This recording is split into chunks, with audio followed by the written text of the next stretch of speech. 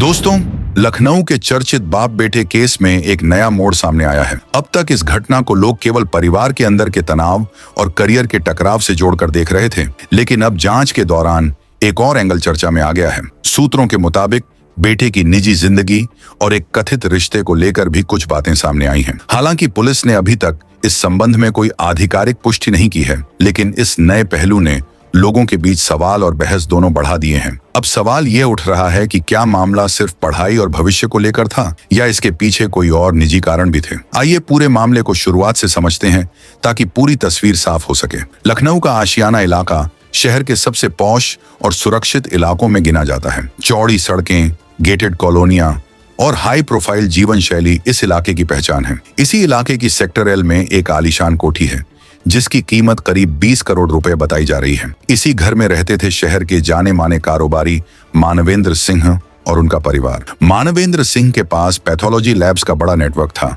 और शहर में उनकी अच्छी पहचान थी। सामाजिक गतिविधियों में भी उनकी सक्रिय भूमिका रहती थी। कॉलोनी के लोग बताते हैं कि वह हर साल रामलीला का आयोजन करवाते थे, जिसमें उनका बड़ा बेटा अक्षत मेघनाथ की भूमिका निभाता था। परिवार की जिंदगी में 9 साल पहले बड़ा झटका तब लगा जब मानवेंद्र सिंह की पत्नी का निधन हो गया। इसके बाद उन्होंने दूसरी शादी नहीं की और खुद ही अपने दोनों बच्चों की परवरिश की। परिवार में 3 लोग थे, पिता, 21 वर्षीय बेटा अक्षत और 11वीं कक्षा में पढ़ने वाली छोटी बेटी। आर्थिक रूप से परिवार मजबूत था और बच्चों को हर सुविधा दी गई थी, लेकिन समय के साथ पिता और बेटे के बीच सोच का अंतर बढ़ने लगा। पिता चाहते थे कि बेटा मेडिकल की पढ़ाई करे और एक सुरक्षित करियर बनाए, जबकि अक्षत बिजनेस करना चाहता था और अपना रास्ता खुद चुनना चाहता था। बताया जाता है कि इसी बात को लेकर घर में कई बार बहस होती थी। करीब 6 महीने पहले अक्षत घर छोड़कर भी चला गया था और एक नोट में लिखा था कि वह मेडिकल लाइन में नहीं जाना चाहता। बाद में समझाने पर वह वापस घर लौट आया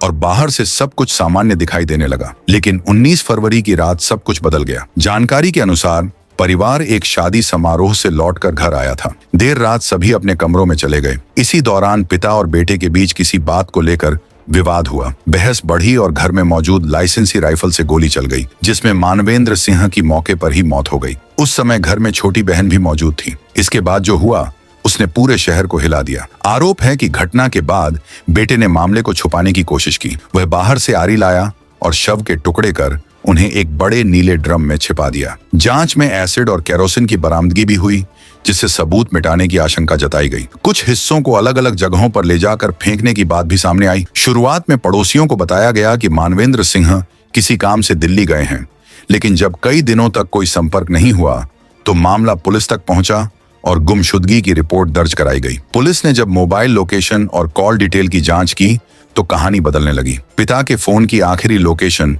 काकोरी इलाके में मिली और हैरानी की बात यह रही कि बेटे की लोकेशन भी वहीं पाई गई। पूछताछ के दौरान बेटे के बयान बदलते रहे और आखिरकार सख्ती के बाद उसने घटना स्वीकार कर ली। पुलिस जब घर पहुंची और ड्रम खोला गया तो पूरी सच्चाई सामने आ गई। शुरुआती जांच में करियर को लेकर तनाव को मुख्य कारण बताया गया है, खास तौर पर मेडिकल की पढ़ाई और भविष्य को लेकर मतभेद। लेकिन इसी बीच बेटे की निजी जिंदगी और एक कथित रिश्ते की चर्चा ने मामले को नया मोड़ दे दिया है। हालांकि पुलिस का कहना है कि जांच अभी जारी है और हर पहलू को ध्यान में रखा जा रहा है। ये घटना सिर्फ एक परिवार की त्रासदी नहीं है, बल्कि समाज के सामने कई सवाल भी छोड़ती है। क्या बच्चों पर बढ़ता करियर का दबाव, परिवार के अंदर संवाद की कमी और भावनात्मक तनाव ऐसे खतरनाक हालात पैदा कर सकते हैं? फिलहाल मामला कानूनी प्रक्रिया में है और कई सवालों के जवाब अभी बाकी हैं। दोस्तों, इस पूरे मामले पर आपकी क्या राय है? क्या आपको लगता है कि वजह सिर्फ करियर का दबाव था या इसके पीछे कोई और कारण भी हो सकता है?